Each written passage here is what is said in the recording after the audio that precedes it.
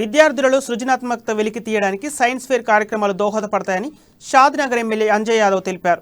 షాద్నగర్ పట్టణంలోని ట్యాగూర్ హై స్కూల్లో నిర్వహించిన సైన్స్ ఫేర్ కార్యక్రమంలో ఎమ్మెల్యే పాల్గొన్నారు. ఈ సైన్స్ ఫేర్లో కమ్యూనికేషన్, టెక్నాలజీ, హెల్త్ అండ్ క్లీన్నెస్లు పలు అంశాలపై ప్రదర్శనలు ఏర్పాటు చేశారు.